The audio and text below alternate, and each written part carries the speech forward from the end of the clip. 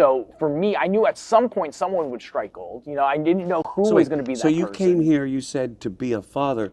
You came here because you felt that this would support you financially. Yes, Okay. I needed to get the money. So as a school teacher, the finances would correct. not. I needed to get to a place where I was comfortable I like when we enough. get to the bottom line. I needed Let's to have get the to finances the down. line. It was money that That's brought what it you came in. down to, I no like doubt. that. I'm good with that. And what ended.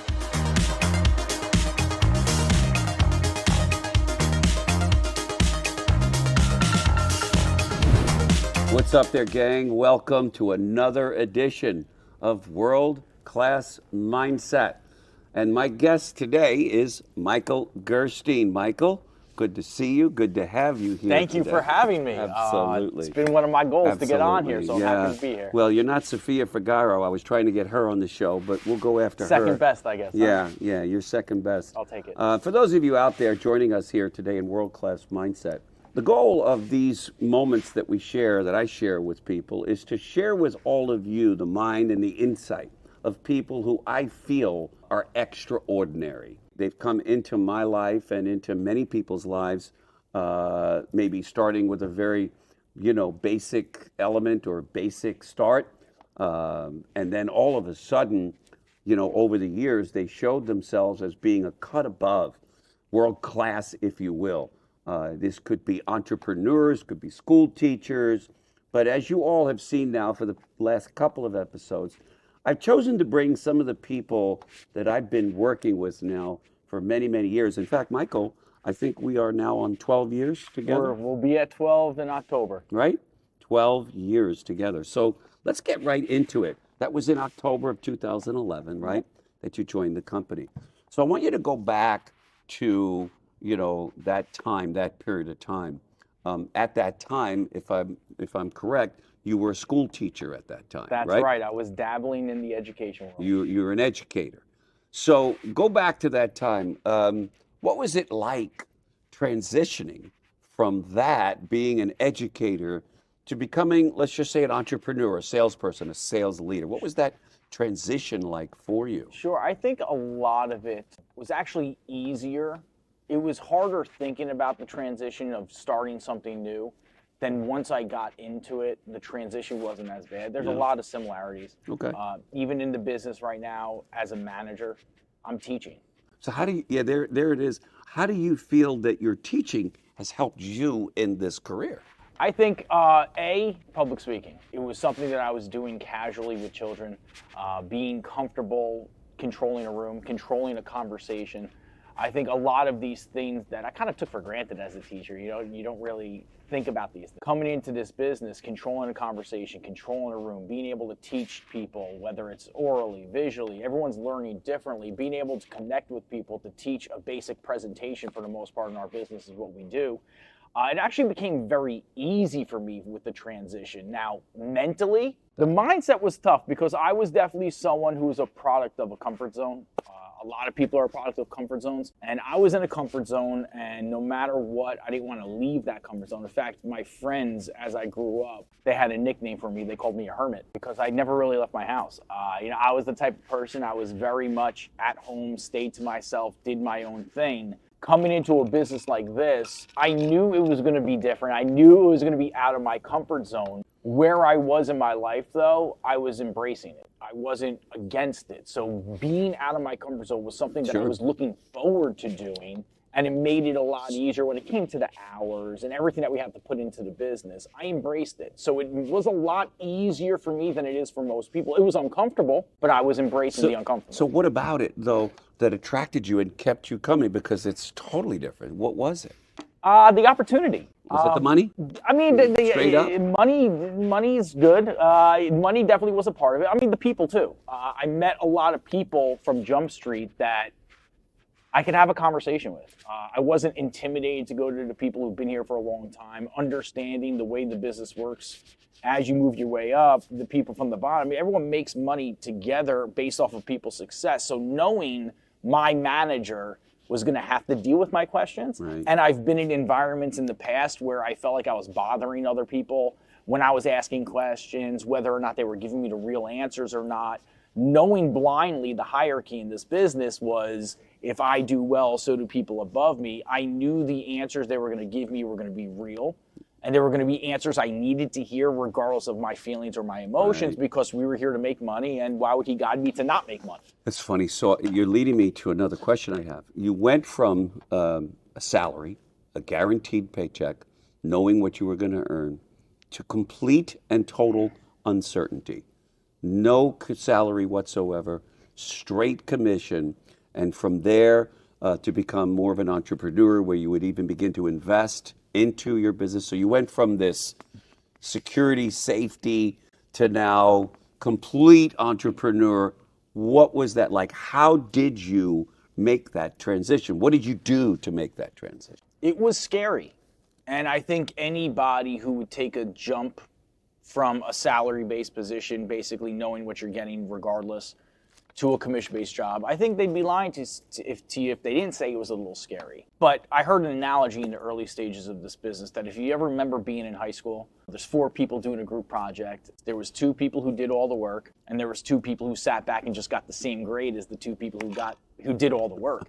In this business, pretty much, if you were on this side of the fence and you were the 2 people doing all the work, you're the people who make all the money.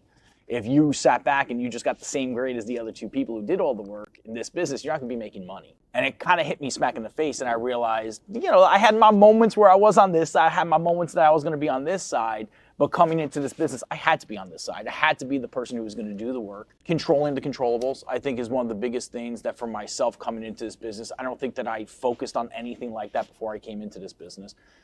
New skill sets, right? Yeah, you having to understand, Did you read, Michael? Did you take courses on it? How did you? Do you have entrepreneurial friends who helped you? So to be honest, I stalked my managers. I'll just put it that way. There was people that I met in this business that had. Stalker. I was a stalker. I pounced. But there's definitely people that had things that I wanted. And embracing the aspect, if you want something you never had, you have to be prepared to do stuff you've never done.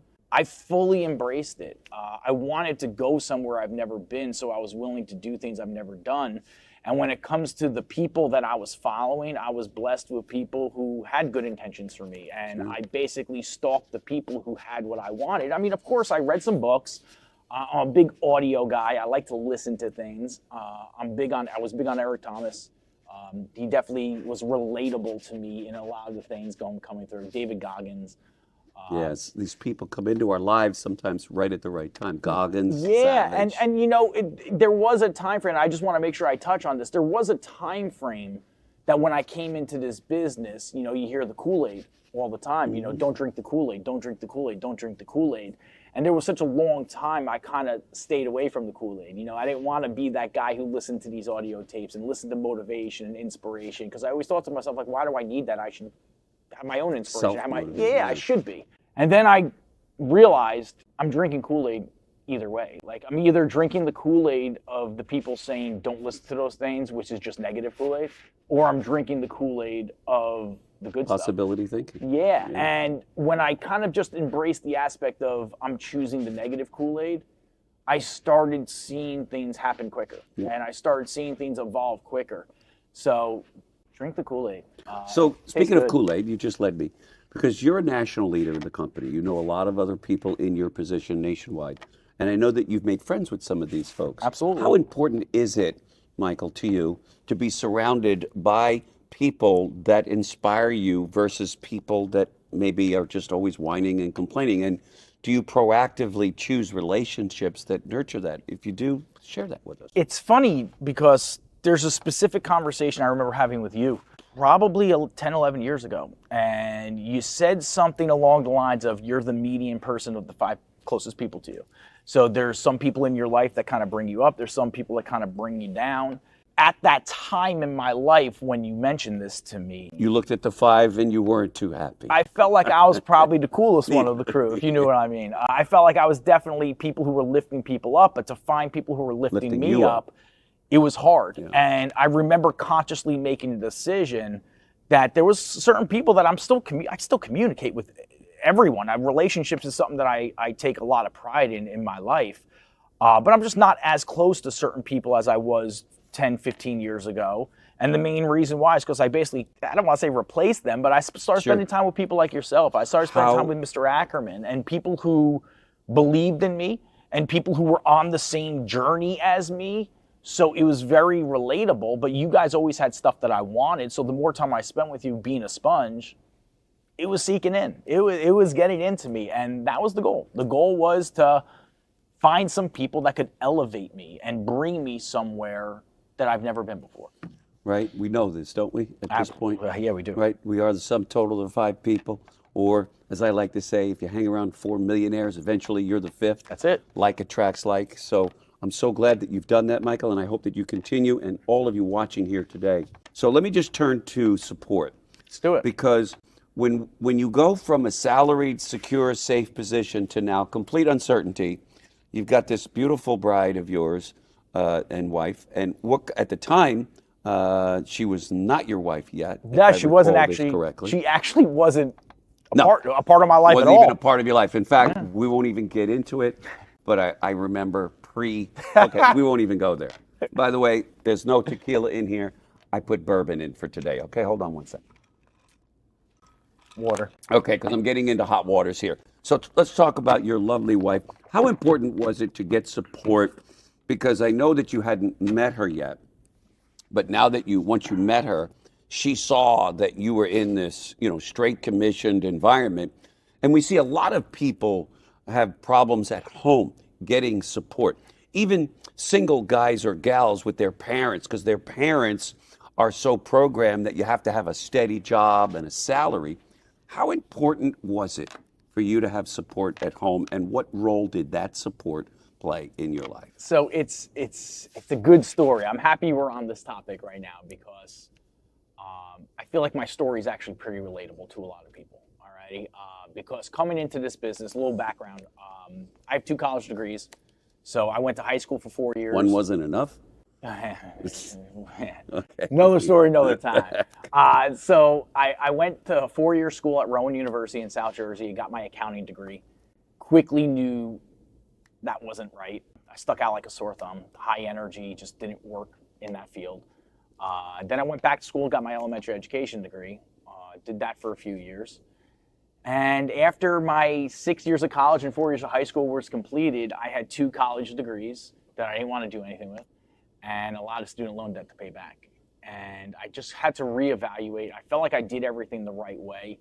Go to college, get your degree, get a job, live your life, the way people say you're supposed to do it. And I felt like I did it the right way, and I was just kind of stuck. So in 2011, when I made a decision to kind of jump ship, I remember specifically going home to my parents, and separately I had conversations with them.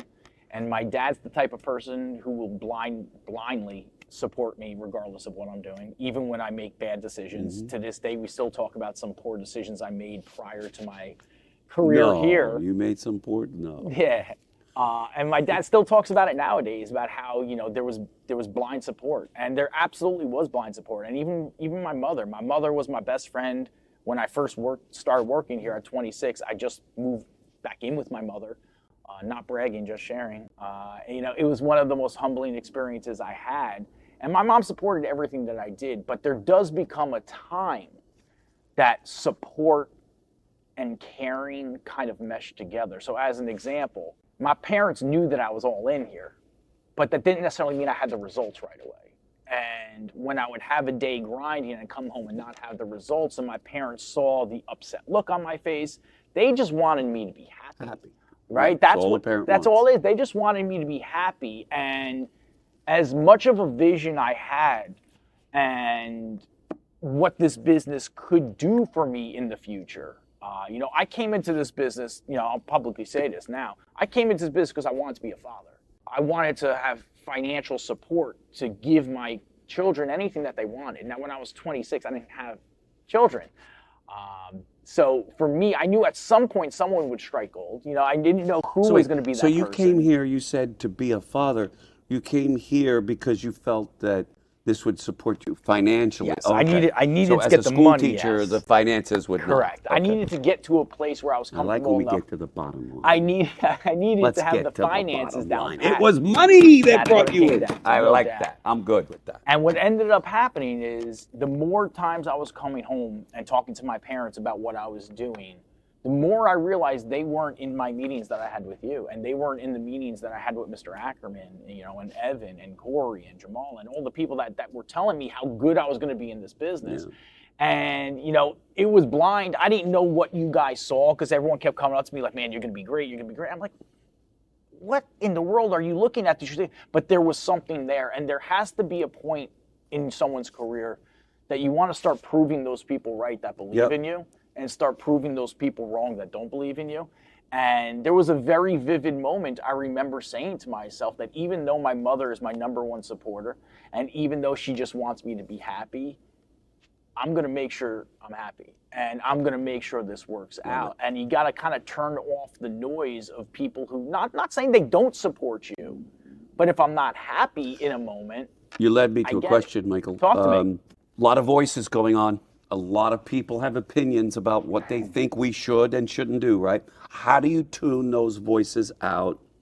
And what do you tune yourself into to keep yourself moving forward? Because we both know a lot of good people that enter this world that we're in, where it's performance-based. Yeah. And not because of lack of talent, but because of the outside voices. How do you prevent those outside voices from affecting you and your dreams? Because this is a big issue. It's been an evolution, to be honest. It's taken time. There's definitely a time frame. We're coming into this business in my mid-20s. I did care about what others thought. What others thought. Yeah, there's no doubt about it. There was always something of what are they thinking? Are they right? Second guessing yourself. It's funny when you say that. Hold your thought. When we're young, we care a lot about what people think. Yeah. Get a little older, we don't care what people are thinking. It's And we different. get even a little older, we realize people weren't thinking about us to begin with. I mean, I remember hearing that. How do you tune those voices out? It's a crazy concept. Like at first, I let it wear on me. But then the more negative noises there were, I started realizing there was just as many positive voices as well. So you tuned into the positive. I turned this volume down, I turned this volume Beautiful. up. It was one of those things, I said it just before, at some point, you got to make a decision to make the people who believe in you, prove them right. Love it. And the people who don't believe in you, you got to prove them wrong. So Michael, turn your mind back to you were selling. Now the opportunity came to go into management. What was that all about? Like, what were you thinking going from sales to management? What was your mindset then, and why were you doing that? There was an aspect of wanting more. When I joined this business, coming from an elementary school background, I was an educator, so getting into the field of educating people on the insurance was definitely something that I wanted to do. I came into this business not to be a salesman. I came into this business to learn it, specifically to teach it. So I knew my destination was going to be in management, in leadership, and teaching others how to do this. A lot of the reason behind it is when it comes to making money, all right, in this world, everybody wants to make money, but what people don't think about is that they also want time to have, because having time on your hands with money allows you to do stuff with that money, but having a lot of money with no time on your hands, you're not really doing much with the money. So push comes to shove. I wanted to get to a place in my life where I had time and I had money. And I knew when it comes to management, I was going to have to deal with some short-term sacrifices. I knew that there were some things that I was going to have to sacrifice earlier in my life. Baseball is one of the things for myself that I've born and raised with the baseball in my hand. I cold turkeyed for an entire year. And I just completely stopped playing baseball to dedicate myself to the business. And it really got me ahead. So for myself, getting into management was my destination. Tell me about that sacrifice. You were willing to give up baseball. We've heard the stories of people giving up a lot. How important is it to you and to those watching here today? So it's funny you talk about it, because you could compare this to anyone that's sacrificing anything. In the moment, it feels like the world's coming to an end. Like in the moment when you're sacrificing whatever it may be, whether it's time with your family, whether it's sports, whether it's a vacation, like whatever it may be that you're sacrificing, in the moment that you're actually doing the sacrificing, you hate it. You hate the decision. You regret it. There's no way you're like, oh, this is the best. No, at first you're going to sacrifice it. In the future, though, it was one of the best decisions I ever made. It allowed me to get ahead. It allows me to eliminate excuses nowadays for other people who struggle with the same sacrifices. You know, when you talk about sacrifice creating opportunity, the fact that I lived that, I was able to do that myself, it allows me to coach somebody knowing that I know what will happen when you do this. If I never actually sacrificed anything myself, I don't think I'd be as far as ahead as I got. And I don't think I'd be able to relate to other people either when it comes to coaching it and actually teaching it. So to me, it was one of the best decisions I ever made. It's funny because I think of Muhammad Ali, and I think you've heard the quote. I know plenty of people here watching probably have. I hated every minute of training, but I loved living the rest of my life a champion. Sounds to me like you followed that advice. That was definitely wasn't where my thought process was when I was going through it. When you're going through it, you're not thinking that, but in the end. So let's go to that. Let's go to the adversities, because everyone experiences adversities. How did you deal with the adversities, and how did you overcome them, and what caused you to keep moving forward when you would hit them? Because we both know there's a lot of adversity in this business and in life. Anything that's worth having, you're going to go through some muck and mud to get there. Let's just put it that way. When it comes to adversities, I had an expectation that I was going to go through adversities. Coming from an education world, coming into this world, I knew I wasn't going to know what I was doing. I wasn't just going to pick up on it like this. So I knew that there was going to be adversities. But because I was a product of my comfort zone and reality hit me in the face as it's time to get out of your comfort zone, I embraced the adversities. I embraced that I was going to make mistakes. I was the type of person that I will make mistakes, but I won't make the same mistake twice. I am the type of person that will try everything once, twice if I like it. So if I'm going through some adversity and I figure out one way to handle it and I don't get the result I want from it, all that means is check that box off. I tried it, it didn't work, let's make a different decision next time. That's it. I saw it was coming and I would just punch it right in its face, to be perfectly honest. I would just attack it. Would you say a lot of people, when adversity comes, they get shut down because they're not prepared for it? You know, people talk about it all the time. It's not what happens to you in your life, it's how you react to it. How you respond. Yeah, that's like that's pretty much everything. Like, everyone goes through muck and mud. I do it all the time. I ask people all the time when I'm on Zoom with my team, you know, raise your hand if you got something you could complain about at home. People are going to raise their hands. Like, everyone will raise their hands. Like, if you're going to tell me someone who's living a perfect life, raise your hand if you're living a perfect. You're not going to get hands going. I don't know, though, about you. You got the perfect wife. You got the perfect life. I heard it here, and so did everybody here sitting, Michael. But I am happy. Yeah, I know you are. Happy, Kidding aside, the world needs more fathers like you and Appreciate husbands like you. I really mean that. For those of you that know Michael, you know what I'm talking about. For those that don't, that's why he's here. Thank you. On World Class Mindset. Michael, we're going to close out. And I'd like you to give some advice, if you would, to those out there today who find themselves maybe stuck. They're in a job that they don't like, they hate it, but it pays the bills. You know, that old TGIF, thank God it's Friday. They don't look forward to Monday. You know, we're a little weird. We look forward to Mondays. We're a little, we're really strange. But for those out there who maybe, they're in that circle, that pit and that hamster wheel, what advice would you give to them to chase their dreams? Because I'm a big believer that we all should wake up in pursuit of our dreams. I'm sure you agree. Yeah, I do. What would you say to those out there who are living quietly desperate and not pursuing their dreams? What advice would you give to them? I think I'll keep it pretty simple, as cliche as it may sound. Bet on yourself. Coming into this business, I remember Mr. Ackerman telling me, on a scale of 1 to 10, how would you rate your work ethic? And I remember giving him an answer like a 7. And I remember him saying, well, if he went any lower, I would say we may have an issue here. But the truth is, in this business, you control your output. You control your work ethic. You can control what you're putting into the day. In this business, when you're controlling what you put in, it comes back full circle in your paychecks. So for the most part in this business, it was a matter of understanding it's on me. Okay, you can't expect anything from anybody else. You got to fill up your own cup before you fill up other people's cups. And when it comes down to advice to those of you who do feel stuck, get out of your comfort zone.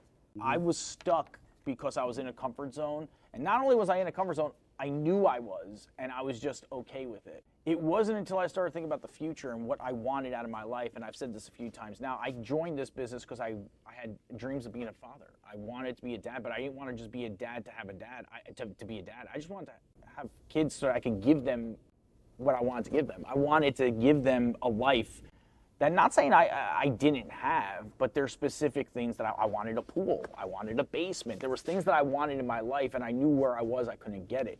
So instead of just saying, okay, I'll never get there, I bet on myself. Did you get that basement? If you didn't, I got a basement. I haven't been using it lately. I do have a basement. You got a basement now? I do have a pool. I do have these things. Love that. So, as we wrap up, for those of you watching, if you don't have a basement, dream about getting a basement. You know, as I listen to you, Michael, I'm just so grateful that we got to spend this time. We've had 12 years together. Yep. I know that the next 12 are going to be even dwarfed by what we've done up to this point. Yes, sir. And my hope is, I'm sure, like me, for those watching here today, that they also will chase their dreams. Please. And that they will not let, as you said, your adversities to get in the way. Know what you want, be willing to make those sacrifices. You certainly are a testimony to that. I'm super proud to know you, glad you're here, glad we're going to have another decade and more. I appreciate you. That's Thank it. you. I appreciate all of you watching here today. World Class Mindset, another episode. It is a wrap. Yes, cheers to all of you out there. Bourbon, not tequila this week. We'll see you next week with something new. Ciao. Ciao.